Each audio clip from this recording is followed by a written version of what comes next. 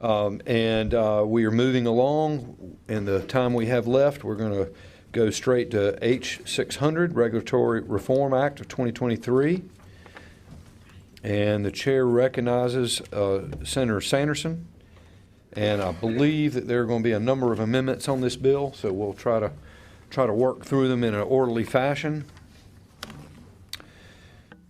Senator Sanderson, would you like to give a brief overview of the bill first, or would you want us to go through the amendments first? I think, Mr. Chair, I think it would probably help us a lot if we would get the amendments that are kind of being held out on, and we can start with yours, ABR 43 version 6, which is the amendment that I'm going to be offering. Okay. I think we have 3 or 4 more. Senator Sanderson moves to amend the bill. Members, it should be H600 ABR-43. Is that correct? Version 6, yes. Okay. Version 6. All right. Give a moment for everybody to get that. And Senator Sanderson is recognized to explain the amendment. Okay. Thank you, Mr. Chair. There are about 3 components to this amendment. I'm going to ask Kyle to run through them very quickly, if he will. He can do it a lot more. Kyle, the chair recognizes Kyle. Thank you, Mr. Chair. Kyle Evans, Legislative Analysis. I'll run through this amendment, mindful of the time. So the first piece there, Section 6, or amends Section 6 to include WRC in this fisheries reporting requirement.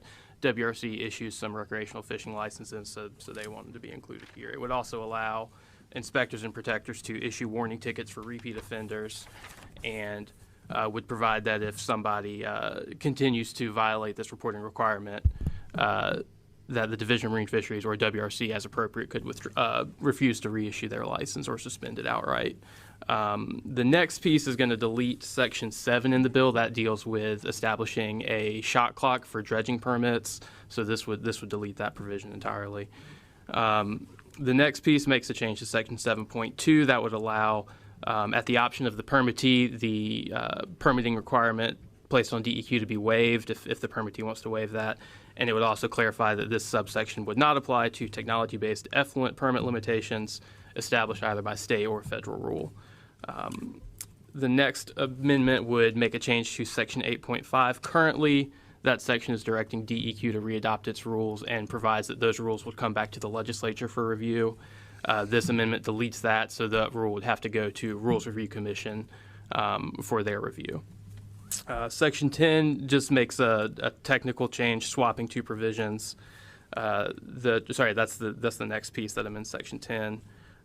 Then on the very last line of page 2, the top of line 3, this adds a new Section 15.5, and that sort of works hand in glove with Section 15, which deals with the design flow rates. It's dropping it from, I believe, 120 gallons per day to 75 gallons per day. This is similar to a provision that's in Paul Newton's Senate Bill 673.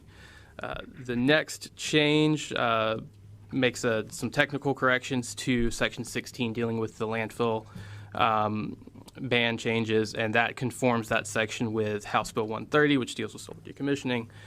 The next change after that makes a conforming change to Section 23 to add in some language to the system development fee provision that got deleted, and this trues it up with, again, Senator Paul Newton's Senate Bill 673. And then the last piece looks strikingly similar to Senate Bill 412, which is Senator Bergen's bill dealing with the regulation and reinspection of food establishments, and make some changes to those rules. I could go into a little bit more depth if needed, but that's a broad overview of the amendment. Thank you. I appreciate that. Questions from the committee for Senator Sanderson on the amendment? Senator Sauer has given us a motion for moving the amendment. Senator Grafstein, did you have a question? It's a question of, I'm not sure I have the right amendment in front of us, so we're talking about 600 ABR 43, is that right? That's the paperwork I have before me. Right, and I was trying to follow, I was trying to follow along, and I might have just gotten lost somewhere, but I wasn't tracking what Kyle was saying. Yeah, sorry, it is, Mr. Chair, it's ABR 43 version 6. If there's a specific place I lost you, let me know. I can drive. Unfortunately, the amendments aren't quite as clearly numbered as the bills, but that's just. I understand. Not your fault. Thank you. All right. Yeah, I still don't know, but Okay. Well, eyes do glaze over occasionally in this place. We try to do a good job. Senator Sanderson, do you wish to address the amendment further? I think Kyle did a great job. It's really long, but it just affects just some very small parts of the bill. All right. All those in favor of the amendment, please indicate by saying aye. Aye. Any opposed? Ayes have it. The bill as amended is back before us. We do have two more amendments. Do you wish for them to be dealt with first? Yes, we Okay. can. We have one from Senator Sawry, and we'll recognize Senator Sawry moves to amend the bill. Senator Sawry, you're recognized to explain the amendment. Thank you, Mr. Chair. This amendment is marked as H600 ATQ-37 version 1. It's simple. It simply amends 14-309.15 to permit nonprofit organizations to hold 5 raffles per year as opposed to 4 raffles per year.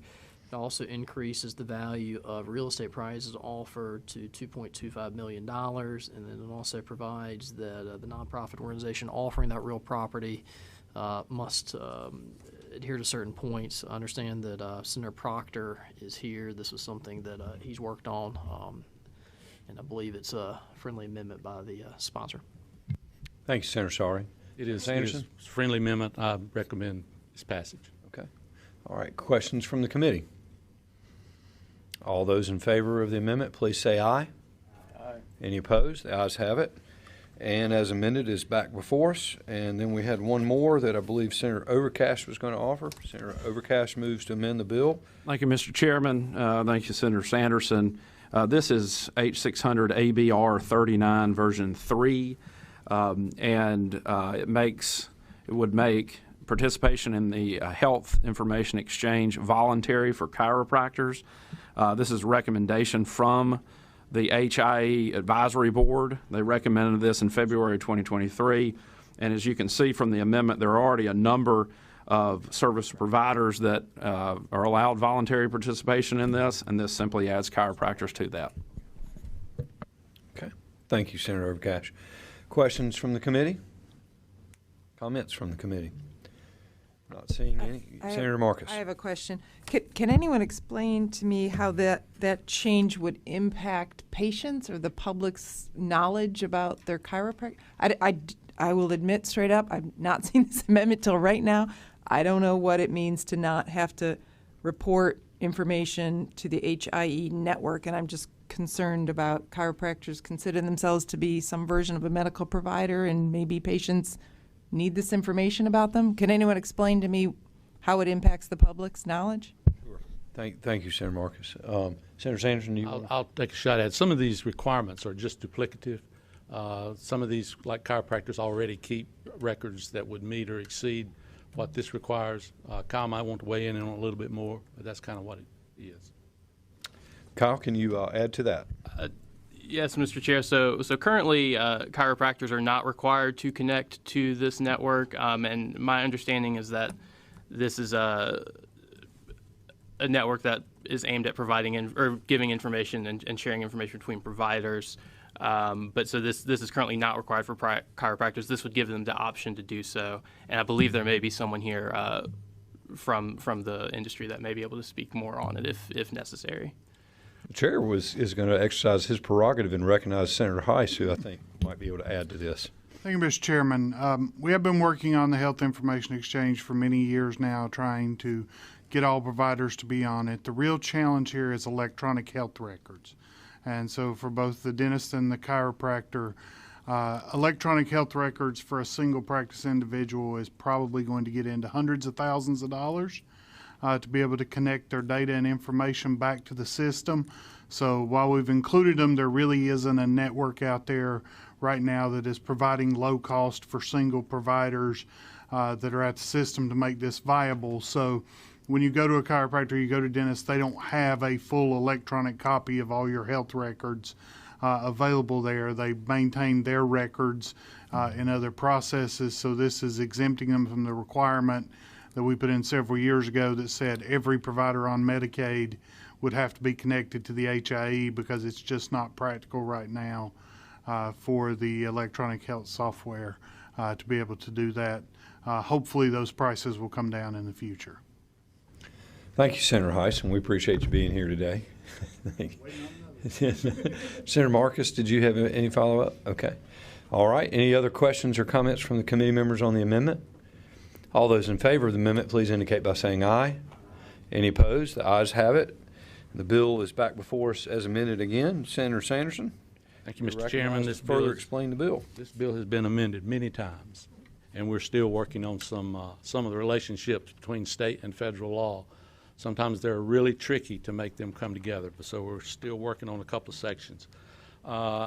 There's about 3 sections of HB 600 that pertains to the judiciary, and I'm going to ask Kyle if he will run through those 2 or 3 sections very quickly, and we can answer any questions on those sections. Thank you, Senator.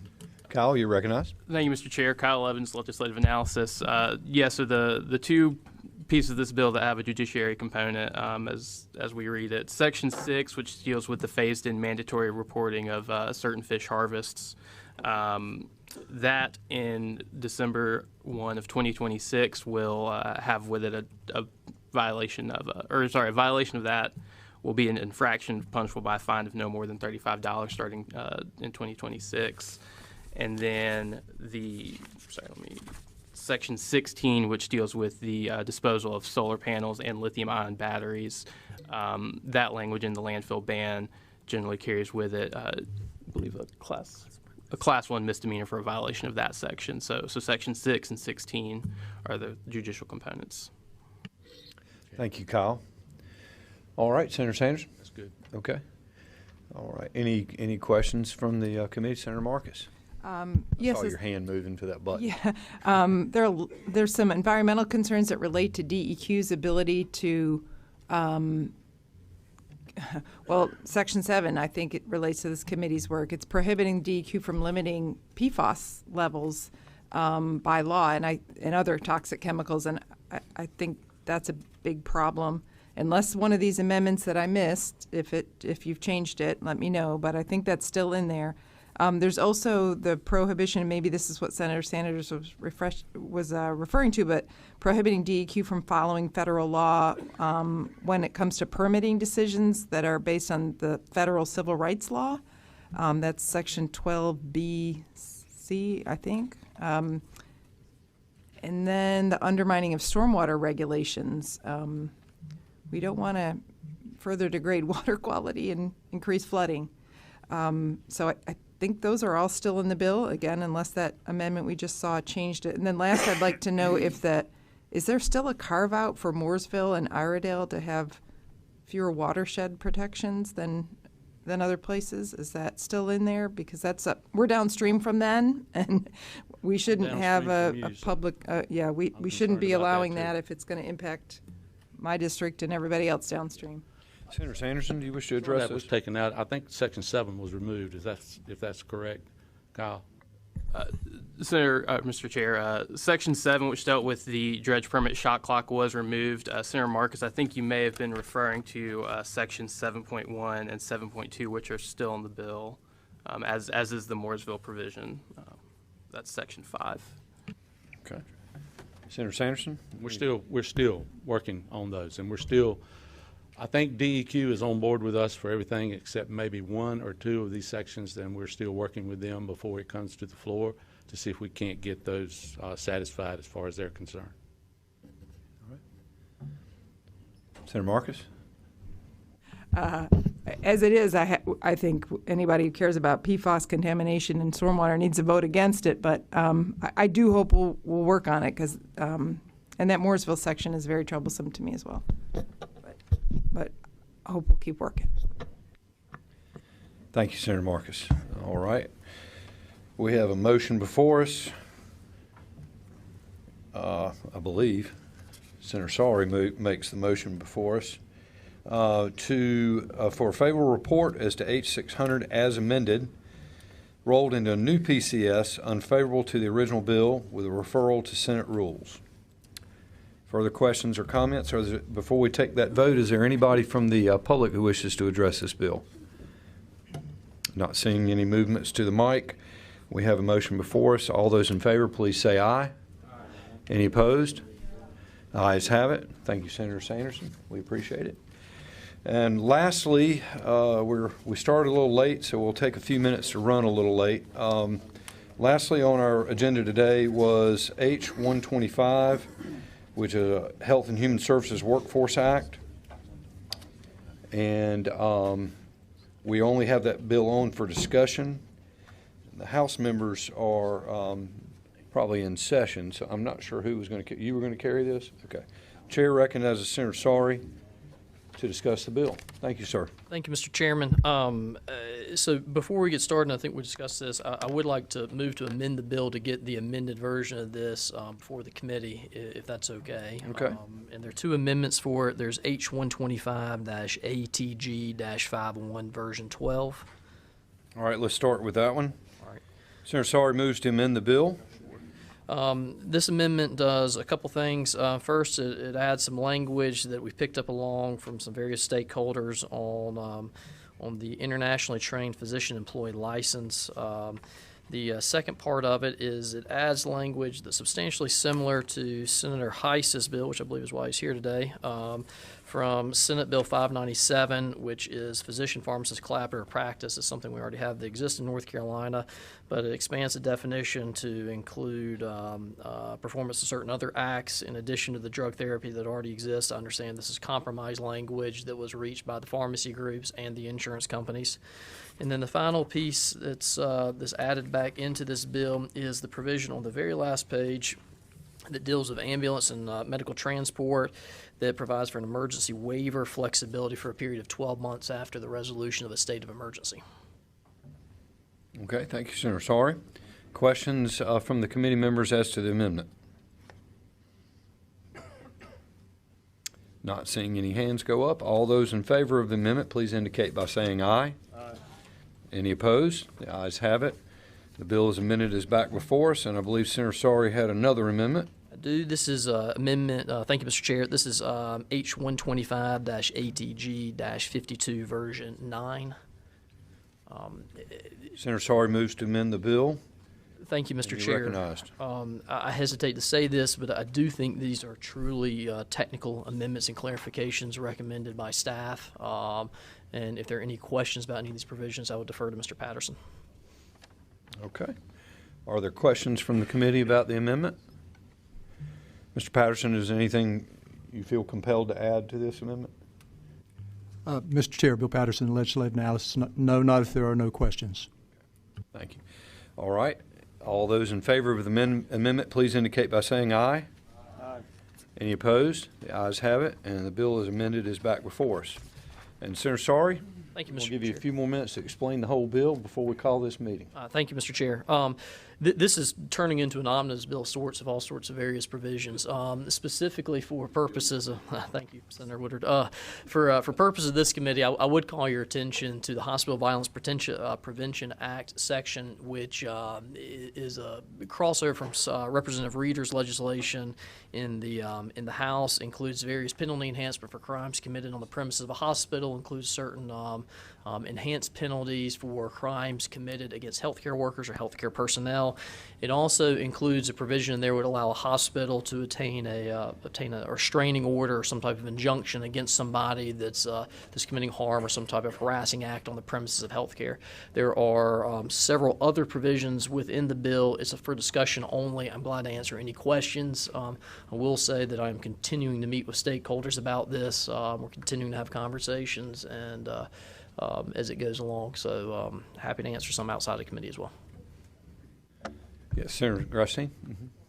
Thank you. And just real briefly, it's to your last point, Senator Sorry. So thank you for your explanation. I had a question about something in the bill that you didn't mention, which was the behavior analyst credentialing modification, which is section 4.1. And I don't know if you're nodding knowingly. Like, hopefully there are still some discussions going on, because my understanding from the North Carolina Behavior Analyst Licensure Board is that there's some question about extending this credentialing opportunity to a national organization. And I think what this amendment does, or what the bill does, is to add something called a Qualified Applied Behavioral Analysis Credentialing Board, which appears to be sort of a for-profit entity that is like a related entity to essentially a service provider, and so it's not necessarily what we think of as a credentialing board. So I don't know if that's something that you're working on, but I'd love to talk to you more about that and whether that's the right route for us to go. Sure. Senator Sawyer is recognized. Go ahead. Sorry, Mr. Chair. Thank you for that question, Senator Grafstein. I have taken a look at this particular provision.